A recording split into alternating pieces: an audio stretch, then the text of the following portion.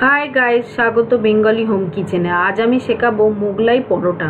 এই মোগলাই পরোটাটা আগেই আমি আপলোড করেছি। এটা হচ্ছে চিকেন মোগলাই পরোটা, তার সঙ্গে এই আলুর তরকারিটাও আপলোড করা আছে আমার চ্যানেলে। এই দুটো রেসিপির লিঙ্কই আমি ডেসক্রিপশন বক্সে দিয়ে দেবো। আর আজকে শেখাচ্ছি একটা রিকোয়েস্ট রেসিপি। এটা হচ্ছে এগ মোগলাই রেসিপি, যেটা আমাদের কলকাতা স্ট্রিট ফুড হিসেবে বিখ্যাত। ভীষণ সহজ রেসিপি, আর এটা তো ইভিনিং স্ন্যাক্স বলেই, আর এটা খুব পপুলার রেসিপি কলকাতার। তো চলুন শিখিয়ে দিই কলকাতা স্ট্রিট ফুড মোগলাই পরোটা। মোগলাই পরোটা বানানোর জন্য লাগছে ময়দা, নুন, গোলমরিচ গুঁড়ো। যতগুলো মোগলাই পরোটা বানাবেন ততগুলোই ডিম আপনাদের লাগবে। আমি এখানে দুটো বানাবো, তাই দুটো ডিম নিয়েছি। সাদা তেল ভাজার জন্য, আর ফিলিংয়ের জন্য মানে ভেতরে পুরটা দেওয়ার জন্য পেঁয়াজ কুচো, ধনেপাতা কুচো, কাঁচা লঙ্কা কুচো। রিং করা পেঁয়াজটা আমার স্যালাডের জন্য কাটা রয়েছে, চিনি আর ময়দা। ময়দায় নুন দিলাম, সাদা তেল দিলাম 2 টেবিল স্পুন মতো, 1 টিস্পুন মতো চিনি দিলাম। দিয়ে ভালো করে মিক্সড করে নিচ্ছি। নিয়ে অল্প জল দিয়ে ময়দাটাকে মাখতে হবে। তবে ময়দাটা বেশি সফট করে মাখবেন না, একটু শক্ত করে মাখবেন। মেখে এটাকে আমাদের দেখুন মাখা হয়ে গেছে। এবার এটাকে আমাদের তেল মাখিয়ে মোটামুটি 1 ঘন্টা রেখে দিতে হবে, যাতে ময়দাটা খুব সফট হয়ে যায়, তেলটা টেনে নেয়। 1 ঘন্টা পরে দেখুন আমার ময়দাটা একদম খুব সুন্দরভাবে সেট হয়ে গেছে। এবার আমি ভালো করে চটকে নিচ্ছি।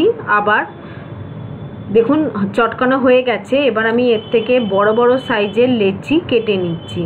নিয়ে এগুলোকে আমরা কিচেন টেবিলটাকে ভালো করে পরিষ্কার করে নিয়ে তাতে বেলে নেব।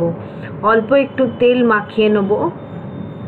নিয়ে এগুলোকে যত পারবেন পাতলা করে আর যত বড় করে বেলার চেষ্টা করবেন, যতখানি বেলা যায় বড় করে, আর যত পাতলা করে বেলা যায়। আমার ইনগ্রিডিয়েন্টসের ডিটেলস কিন্তু ডেসক্রিপশন বক্সে দেওয়া থাকে, কত কি পরিমাণ নিয়েছি প্লিজ চেক করে নেবেন। তবে বাচ্চারা খেলে কাঁচা লঙ্কাটা ভেতরে পুর দেবেন না, তাহলে ডিমের সঙ্গে দেবেন না, তাহলে বাচ্চাদের ঝাল লাগতে পারে। দেখুন বড় করে আমার বেলা হয়ে গেছে।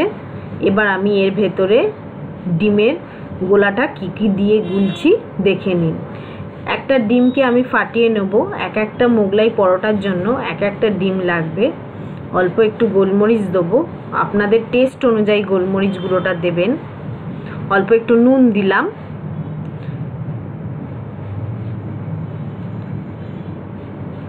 এবার আমি কাঁচা লঙ্কাটা দিলাম না, যেহেতু আমার ছেলে খাবে বলে। আমি পেঁয়াজ কুচো আর ধনেপাতা কুচো দিয়ে এটাকে ফেটিয়ে নিলাম। এতে অনেকে টমেটো কুচো দেয়, সেটা আপনাদের টেস্ট অনুযায়ী দেবেন। তবে এই ফেটানোটা খুব ভালো করে ফেটাতে হবে, যাতে ফেটানোটা যত ভালো হবে তত কিন্তু আপনাদের মোগলাইটা ফুলে উঠবে ভাজার সময় ভেতরটা।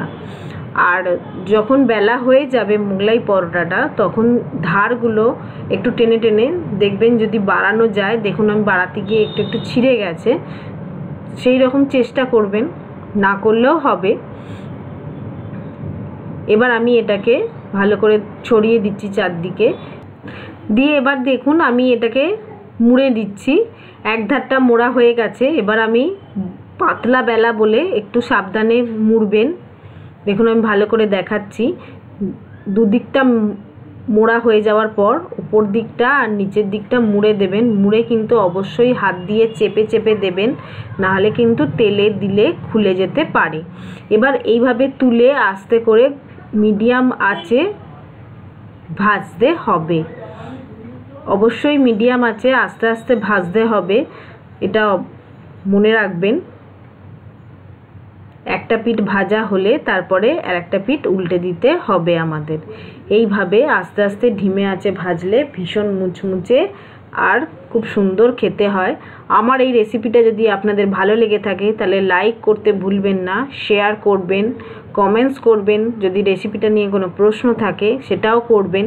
আর আমার চ্যানেল সাবস্ক্রাইব করতে ভুলবেন না, অনেক ভালো ভালো ভিডিও আসছে আপনাদের জন্য। দেখুন মোটামুটি ভাজা আমার হয়ে গেছে। আমরা একটু কড়া ভাজা ভালোবাসি, আপনারা যদি একটু কম ভাজা ভালোবাসেন তাহলে আপনি সেই মতো আপনাদের টেস্ট অনুযায়ী ভেজে নেবেন, তবে অবশ্যই মিডিয়াম আঁচে ভাজবেন। এটা আমার হয়ে গেছে, এবার আমি এটাকে তুলে নেব। দেখুন তুলে নিলাম। এবার এটাকে আমি শসা পেঁয়াজ দিয়ে আর টমেটো সস দিয়ে পরিবেশন করেছি। আপনারা আপনাদের চয়েস অনুযায়ী সস দিয়ে পরিবেশন করতে পারেন। আমার আগের এগ চিকেন মোগলাই পরোটাটা খুব পপুলার হয়েছে, আপনাদের খুব ভালোবাসা পেয়েছি।